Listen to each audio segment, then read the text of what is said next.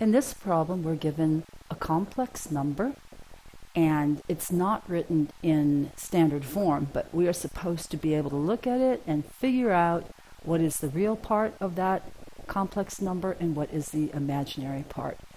Of course, before we can answer that question, we need to write the complex number in standard form, a plus bi. So let's get started here.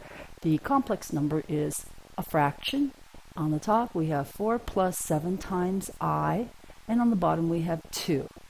Now, in order to identify the real and imaginary parts, or solution, we first write this complex number in standard a plus b times I form. So we'll break up the fraction using the common denominator of 2. We have 4 over 2 plus 7 over 2 times I. That simplifies to 2 plus 7 over 2 times I. And now we see the real part is the number in the front, and the imaginary part is a number that multiplies the imaginary number I. So we have real part equals 2, and we have imaginary part equals 7/2. Positive 7/2, by the way. Okay, because it's a plus b times I, where a is the real part and b is the imaginary part. Now, I want you to try this complex number, 2 minus the square root of -5. So what I want you to do is pause the video, write it in standard form, identify the real part and the imaginary part.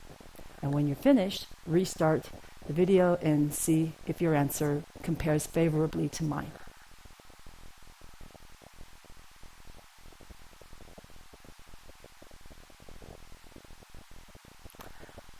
Okay, so the solution to this question is, first, write the complex number in a plus bi form. So we're going to simplify the square root of -5. It's the square root of 5 times the square root of -1.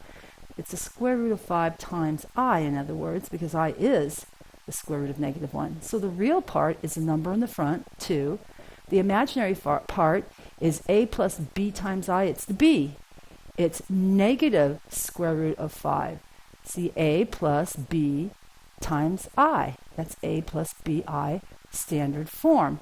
And in that standard form, it's clear to see that the real part is the first number 2, plus the imaginary part is the number multiplying I, negative square root of 5.